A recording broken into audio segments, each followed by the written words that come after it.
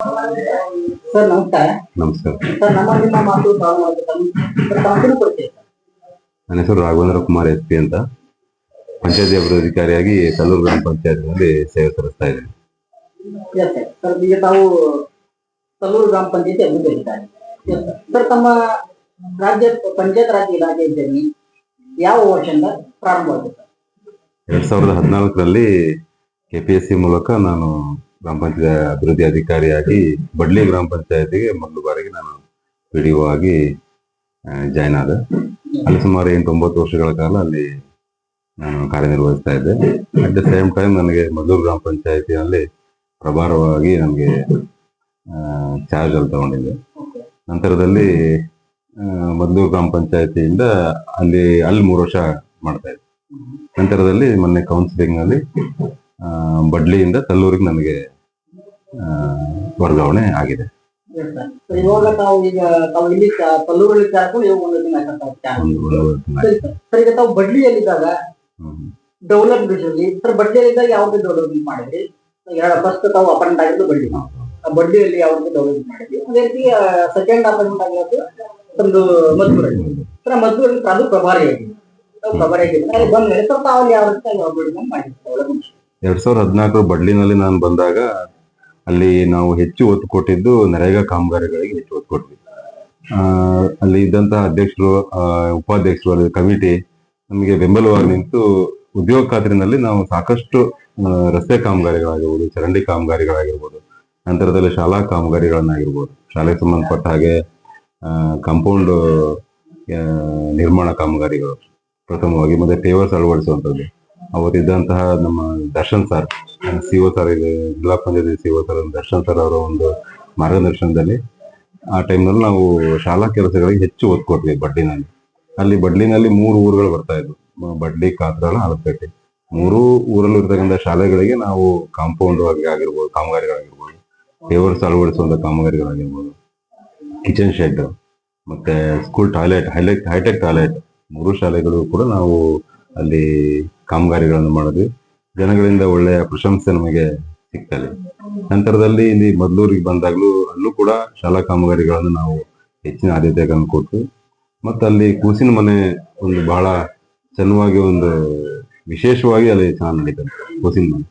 ಮತ್ತೆ ಕಸ ವಿಲೇವಾರಿ ಘಟಕ ಇಲ್ಲದೇ ಇದ್ರೂ ಕೂಡ ಅಲ್ಲಿ ನಮಗೆ ಜಾಗದ ಕೊರತೆ ಇದ್ದಾಗ ನಾವು ತಾತ್ಕಾಲಿಕ ಶೆಡ್ ಅನ್ನು ಮಾಡಿಕೊಂಡು ಅಲ್ಲಿ ಮಹಿಳಾ ಡ್ರೈವರ್ ಸಂಜೀವಿನಿ ಒಕ್ಕೂಟದೊಂದಿಗೆ ನಾವು ಒಂದು ಒಪ್ಪಂದ ಮಾಡಿಕೊಂಡು ಮಹಿಳಾ ಡ್ರೈವರ್ಗಳನ್ನೇ ಇಟ್ಬೋದು.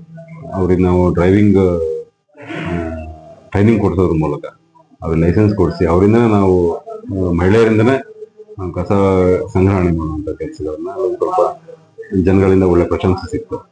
ಇಲ್ಲೂ ಕೂಡ ಈಗ ನಾವು ತಲ್ಲೂರಿಗೆ ಬಂದಿದ್ದೇವೆ. ಮುಂದಿನ ದಿನಗಳಲ್ಲಿ ಇಲ್ಲಿ ಇರ್ತಕ್ಕಂಥ ಜನಗಳ ಒಂದು ಸಪೋರ್ಟ್ ಇಂದ ಸರ್ಕಾರದಿಂದ ಬಂದ ಅನುದಾನಗಳನ್ನ ಉಪಯೋಗ ಪಡಿಸಬೇಕು ಅನ್ನೋ ಒಂದು ಪ್ಲಾನ್ ಇದೆ. ಈಗ ತಾವು ಹೇಳ್ತಾ ಇದ್ದೀರಿ ಮದ್ದೂರಲ್ಲಿ ಮಾಡಿರುವಂತಹ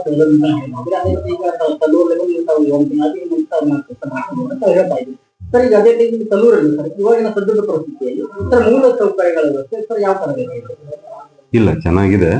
ಆದ್ರೂ ಕೂಡ ಒಂದಿಷ್ಟು ಈಗ ನಾವು ಮೂಲಭೂತ ಸೌಕರ್ಯಗಳನ್ನು, ಕುಡಿಯೋ ನೀರಿಗೆ ಸಂಬಂಧಪಟ್ಟಾಗ ಎಲ್ಲೇ ಸಣ್ಣ ಪುಟ್ಟ ಸಮಸ್ಯೆ ಇದ್ರು ಕೂಡ ಅದನ್ನ ನಾವು ಆನ್ ದಿ ಸ್ಪಾಟ್ ಹೋಗಿ ನಮ್ಮ ಸಿಬ್ಬಂದಿಗಳ ಕರ್ಕೊಂಡು ಹೋಗಿ ಅಲ್ಲಿ ಜನಗಳ ಒಂದು ಸಹಯೋಗದೊಂದಿಗೆ ಸಮಸ್ಯೆಗಳನ್ನು ಬಗೆಹರಿಸಲಿಕ್ಕೆ ಪ್ರಯತ್ನ ಪಡ್ತಾ ಇದ್ದೀವಿ.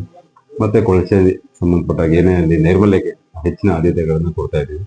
ಮತ್ತೆ ಶಾಲಾ ಮತ್ತು ಅಂಗನವಾಡಿ ಕಾಮಗಾರಿಗಳನ್ನು ಹೆಚ್ಚೆಚ್ಚು ತೆಗೆದುಕೊಂಡು ಅಲ್ಲಿಗೆ ಮೂಲಭೂತ ಸೌಕರ್ಯಗಳನ್ನು ನಾವು ಒದಗಬೇಕು ಅನ್ನುವಂಥದ್ದು ನಮ್ಮ ಒಂದು ಮುಂದಿನ ದಿನಗಳಲ್ಲಿ ಒಂದು ಕನಸಾಗಿದೆ. ಶಾಲೆಗಳನ್ನ ಚೆನ್ನಾಗಿ ನಾವು ಮಕ್ಕಳಿಗೆ ಒಳ್ಳೆಯ ವಿದ್ಯಾಭ್ಯಾಸ ಕೊಡುವ ನಿಟ್ಟಿನಲ್ಲಿ ನಾವು ಹೆಚ್ಚಿನ ಒಂದು ಒತ್ತನ್ನು ಕೊಟ್ಟು ಅದನ್ನ ಕೆಲಸ ಮಾಡಬೇಕು ಅಂತ ಒಂದು ಪ್ಲಾನ್ ಇದೆ. ಮತ್ತು ಅಂಗನವಾಡಿಗಳು ಏನಿದೆ ಅಲ್ಲೂ ಕೂಡ ಒಂದು ಯಾವ ಸಿಟಿಗೂ ಕಡಿಮೆ ಇರೋ ರೀತಿಯಿಂದಲೇ ನಾವು ಮಕ್ಕಳನ್ನು ನಾವು ವಿದ್ಯಾಭ್ಯಾಸ ಕೊಡೋ ನಿಟ್ಟಿನಲ್ಲಿ ನಾವು ಎಲ್ಲರೂ ಕೂಡ ಪ್ರಯತ್ನ ಪಡಬೇಕು ಅನ್ನೋ ಒಂದು ಆಸೆ ಮುಂದಿನ ದಿನಗಳು ನಮ್ಗೆ ಕನಸಿದೆ. ಅದರಲ್ಲಿ ಈಗ 15 ಹಣಕಾಸಿನ ಉಳಿಕೆ ಮತ್ತು ಬಡ್ಡಿ ಮತ್ತು ಕ್ರಿಯಾಜನೆ ಮಾಡೋಕೆ ಈಗಾಗಲೇ ಹೇಳಿದ್ದಾರೆ. ಆ ಪ್ರಕಾರವಾಗಿ ನಾವು ಜಿಲ್ಲಾ ಪಂಚಾಯತಿ ಒಂದು ನಿರ್ದೇಶನ ಪ್ರಕಾರವಾಗಿ ಒಳ್ಳೆ ಕೆಲಸಗಳನ್ನ ಇಟ್ಟುಕೊಂಡು ಮಾಡ್ಬೇಕಂತ. ಅಮೆರಿಕನ್ ಹಣಕಾಸಿನ ಒಂದು ಕೆಲಸವನ್ನು ಮಾಡ್ತೀನಿ ತಾವು ಹೇಳ್ತಾ ಇರುವಂತದ್ದು. ಅದೇ ರೀತಿ ತಮ್ಮ ಒಂದು ಕನಸು ಇರುವಂತದ್ದು ಒಂದು ಸುಂದರವಾಗಿರುವಂತಹ ಸ್ವಚ್ಛತೆವಾಗಿ ತಾವು ಒಂದು ಶಿಕ್ಷಣಕ್ಕೆ ಜಾಸ್ತಿ ತಾವು ಒತ್ತನ್ನು ಕೊಡಬೇಕು ಅಂತ ನಾವು ಹೇಳ್ತಾ ಇದ್ದೀವಿ. ಸರಿ ಸರ್. ಸರ್ ಅದೇ ರೀತಿ ಈಗ ಸಾರ್ವಜನಿಕರಿಂದ ಮತ್ತು ತಮಗೆ ಸರ್ ಯಾವ ರೀತಿ ಸಂಬಂಧ? ಚೆನ್ನಾಗಿದೆ. ಸಾರ್ವಜನಿಕರಾಗಿರುವುದು ಇಲ್ಲಿ ಒಳ್ಳೆಯ ಕೊಡುಗೆ ಸಹಕಾರ ಕೊಡ್ತಾ ಇದ್ದಾರೆ. ಅದೇನೇ ಸಮಸ್ಯೆ ಬಂದರೂ ಕೂಡ ನಮ್ಮ ಸಿಬ್ಬಂದಿಗಳನ್ನು ಒಟ್ಟಿಗೆ ಹೋಗಿ ಆ ಕ್ಷಣದಲ್ಲೇ ನಾವು ಅಟ್ಲೀಸ್ಟ್ ಒಂದು ಭೇಟಿ ಕೊಡುವಂತ ಪ್ರಯತ್ನ ಮಾಡ್ತಾ ಇದ್ದೀವಿ. ಯಾಕಂದ್ರೆ ತಮಗೆ ಈ ಪ್ರಶ್ನೆ ಯಾಕೆ ಬರುತ್ತೆ ಅಂತ ಕೇಳಿದ್ರೆ ಸರ್ ಈಗ ತಮಗೆ ಯಾವುದೇ ರೀತಿಯ ಚುನಾಯಿತ ಪ್ರತಿನಿಧಿ ಇಲ್ಲ, ಹೀಗಾಗಿ ತಮಗೆ ಈ ಪ್ರಶ್ನೆ ಬರ್ತಾ ಇರುತ್ತೆ. ಯಾಕಂದ್ರೆ ಚುನಾಯಿತ ಪ್ರತಿನಿಧಿಗಳಿದ್ರೆ ಅವ್ರ ಮುಖಾಂತರವಾದ್ರೂ ತಮ್ಮಲ್ಲಿ ಒಂದು ಭೇಟಿ ಆಗ್ತಾ ಇದೆ. ಈಗ ನೇರವಾಗಿ ತಮಗೆ ಬಂದು ಭೇಟಿ ಆಗಬೇಕಾದ್ರೆ ಒಂಚೂರು ನಮಗೆ ಸಮಸ್ಯೆ ಆಗ್ಬಹುದಾ ಅಂತ ಒಂದು ಜನರ ಪ್ರಶ್ನೆ. ಇಲ್ಲ, ಸಮಸ್ಯೆ ಆಗ್ಬಹುದು. ಸ್ಥಳೀಯ ಸರ್ಕಾರದಲ್ಲಿ ಜನಪ್ರತಿನಿಧಿಗಳ ಅವಶ್ಯಕತೆ ತುಂಬಾ ಇದೆ. ಯಾಕಂದ್ರೆ ಅಲ್ಲಿ ಇರ್ತಕ್ಕಂಥ ಕೆಳಮಟ್ಟದ ಸಮಸ್ಯೆಗಳನ್ನ ನಮಗೆ ಪೂರ್ಣ ಪ್ರಮಾಣದ ಅರ್ಥಕೊಳ್ಳಕ್ ಆಗೋದಿಲ್ಲ. ಅದೇ ಜನಪ್ರತಿನಿಧಿಗಳಿದ್ದು ಅಂತ ಹೇಳಿದ್ರೆ ಅವ್ರಿಗೆ ಅಲ್ಲೇ ಹುಟ್ಟಿ ಬೆಳೆದಿರುವಂತ ಒಂದು ವಾತಾವರಣ ಇರೋದ್ರಿಂದ ಅವ್ರಿಗೆ ಆ ಸಮಸ್ಯೆಗಳ ಬಗ್ಗೆ ಪೂರ್ತಿಯಾದಂತ ಒಂದು ಸಂಪೂರ್ಣ ಮಾಹಿತಿ ಇರುತ್ತೆ. ಅದನ್ನ ನಾವು ನಮ್ಮಲ್ಲಿ ಅವ್ರು ಹೇಳ್ಕೊಂಡಾಗ ನಾವು ಕನ್ವಿನ್ಸ್ ಆಗಿ ನಮ್ಮಲ್ಲಿರ್ತಕ್ಕಂತಹ ಹಣಕಾಸಿನ ಲಭ್ಯತೆಗೆ ಅನುಗುಣವಾಗಿ ನಾವು ಆ ಸಮಸ್ಯೆಗಳನ್ನ ಬಗೆಹರಿಸೋದಕ್ಕೆ ಇಬ್ರು ಕೂಡ್ಕೊಂಡು ಕೆಲಸ ಮಾಡಬಹುದು. ಬಟ್ ಇವಾಗ ಮಾಡ್ಬೋದು, ಇವಾಗ್ಲೂ ಕೆಲಸನ ಮಾಡ್ಬೋದು.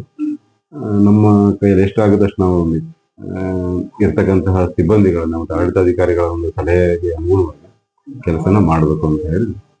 ಸರಿ ಸರ್. ಸರ್ ಅದೇ ಈಗ ಚುನಾಯಿತ ಪ್ರತಿನಿಧಿಗಳ ಅವಧಿ ಆಗಿದೆ. ಸರ್ ಈಗ ನೇಮಕ ಆಗಿರುವಂತ ಈಗ ಆಡಳಿತಾಧಿಕಾರಿ ನೇಮಕ ಆಗಿರುವಂತದ್ದು ಸರ್ ತಾವು ಮತ್ತು ಆಡಳಿತಾಧಿಕಾರಿಗಳು ಸರ್ ನೇಮಕವಾಗಿದ್ದು ತಮ್ಮ ಆಡಳಿತದಲ್ಲಿ ತಮ್ಮ ಜಂಟಿಯಾಗಿ ಸರ್ ಯಾವ ರೀತಿ ಡೆವಲಪ್ಮೆಂಟ್ ಅನ್ನು ಮಾಡ್ತಾ ಇದ್ದಾರೆ? ನಮ್ಗೀಗ ತೆರಿಗೆ ವಸೂಲಾತಿ ನಮಗೆ ನಮ್ಮ ಗ್ರಾಮ ಪಂಚಾಯತಿ ಸ್ಟ್ರೆಂತ್ ಹೇಳಿದ್ರೆ ನಾವು ಸ್ಥಳೀಯ ಸಂಪನ್ಮೂಲಗಳ ಏನಿದೆ ನಾವು ಟ್ಯಾಕ್ಸ್ ಕಲೆಕ್ಷನ್ ಮಾಡ್ತೀವಲ್ಲ ಅದೇ ನಮಗೆ ಮೇಜರ್. ನಾವು ಅದನ್ನ ಖರ್ಚು ಮಾಡೋದಕ್ಕೆ ಸಾಧ್ಯ ಆಗುತ್ತೆ. ನನ್ನ ಯಾವುದೇ ತಕ್ಷಣ ಏನು ನಮಗೆ ಬರ್ತಕ್ಕಂಥ ಸಮಸ್ಯೆಗಳನ್ನ ಬಗೆಹರಿಸೋ ನಿಟ್ಟಿನಲ್ಲಿ ಆಡಳಿತಾಧಿಕಾರಿಗಳು ಕೂಡ ನಮಗೆ ಒಳ್ಳೆ ರೀತಿಯ ಕೋಆಪರೇಷನ್ ಕೊಡ್ತಾ ಇದ್ದಾರೆ. ಇರ್ತಕ್ಕಂಥ ಕುಡಿಯೋ ನೀರಿನ ಸಮಸ್ಯೆ ಆಗಿರ್ಬೋದು, ನೈರ್ಮಲ್ಯ ಸಮಸ್ಯೆ ಏನೇ ಬಂದರೂ ಕೂಡ ಆ ಕ್ಷಣದಲ್ಲೇ ನಾವು ನಮ್ಮಲ್ಲಿರ್ತಕ್ಕಂತಹ ಸ್ಥಳೀಯ ಒಂದು ತೆರಿಗೆ ಇದರಲ್ಲಿ ನಾವು ಅದನ್ನ ಸದುಪಯೋಗ ಪಡಿಸ್ಕೊಳ್ತಾ ಇದ್ದೀವಿ. ಕೊಡ್ತಾ ಇದ್ದಾರೆ. ಸರ್ ಕೊನೆಯದಾಗಿ ಸರ್ ಈ ಮುಂಬರುವಂತಹ ದಿನಗಳಲ್ಲಿ ಸರ್ ಈ ಪಂಚಾಯತಿಗಳನ್ನ ತಾವು ಯಾವ ರೀತಿಯಾಗಿ ಡೆವಲಪ್ಮೆಂಟ್ ಮಾಡಬೇಕು ಅಂತ ತಾವು ಒಂದು ಗುರಿಯನ್ನ ಇಟ್ಕೊಂಡಿದ್ದೀವಿ? ನಮ್ಮಲ್ಲಿರ್ತಕ್ಕಂಥ ಈಗ ಅನುದಾನ ಏನು ತೆರಿಗೆ ವಸೂಲಾತಿ, ನಂತರದಲ್ಲಿ 15ನೇ ಹಣಕಾಸು, ಉದ್ಯೋಗ ಖಾತ್ರಿ, ಇವು ಮೂರನ್ನು ಕೂಡ ನಾವು ಫಂಡ್ಗಳನ್ನ ಸರಿಯಾಗಿ ಅದನ್ನ ಒಂದು ಎಷ್ಟು ಲಭ್ಯತೆ ಇದೆ ಅನುಗುಣವಾಗಿ ಇರ್ತಕ್ಕಂಥ ಸಮಸ್ಯೆಗಳನ್ನ ಆದ್ಯತೆಗೆ ಅನುಗುಣವಾಗಿ, ಸಮಸ್ಯೆಗಳು ಸಾಕಷ್ಟು ಇರ್ಬೋದು, ಅಲ್ಲಿ ಇರ್ತಕ್ಕಂಥ ಹೆಚ್ಚಿನ ಆದ್ಯತೆ ಆ ಸಮಸ್ಯೆಗಳಿಗೆ ಏನಿದೆ ಆ ಪ್ರಕಾರವಾಗಿ ಕುಡಿಯೋ ನೀರಿಂದ ಆಗಿರ್ಬೋದು, ನೈರ್ಮಲ್ಯ ಅದಕ್ಕೆ ನಾವು ಹೆಚ್ಚು ಒತ್ತು ಕೊಡ್ಲೇಬೇಕು. ಯಾಕಂದ್ರೆ ಸಾರ್ವಜನಿಕರು ಅತ್ಯಂತ ಒಳ್ಳೆ ಜೀವನ ಮಾಡ್ಬೇಕು ಅಂತ ಹೇಳಿದ್ರೆ ಉತ್ತಮ ಕುಡಿಯೋ ನೀರು ಕೊಡ್ಬೇಕಾಗುತ್ತೆ, ನೈರ್ಮಲ್ಯ ಇರಲೇಬೇಕಾಗುತ್ತೆ. ಅದ ನಂತರದಲ್ಲಿ ಶಾಲಾ ಕೆಲಸ, ಸಿಸಿ ರೋಡ್, ಚರಂಡಿ ಕೆಲಸಗಳಾಗಿರ್ಬೋದು, ಸಿಸಿ ರೋಡ್ಗಳಾಗಿರ್ಬೋದು, ಎಲ್ಲಿ ಅವಶ್ಯಕತೆ ಇದೆ ಅವನ್ನ ಮಾಡ್ಬೇಕು ಅನ್ನೋ ಒಂದು ಪ್ಲಾನ್ ಇದೆ. ನಂತರದಲ್ಲಿ ಶಾಲೆಗಳಿಗೆ ಸಂಬಂಧಪಟ್ಟ ಹಾಗೆ, ಅಂಗನವಾಡಿಗೆ ಸಂಬಂಧಪಟ್ಟ ಹಾಗೆ ಹೆಚ್ಚಿನ ಒತ್ತು ಕೊಟ್ಟು ಕೆಲಸ ಮಾಡ್ಬೇಕು ಅನ್ನೋ ಒಂದು ಪ್ಲಾನ್ ನ ಇಟ್ಕೊಂಡಿದ್ದೀವಿ. ಒಂದು ಒಳ್ಳೆಯ ಮಾದರಿಯಾಗಿ ಒಂದು ಪಂಚಾಯತಿ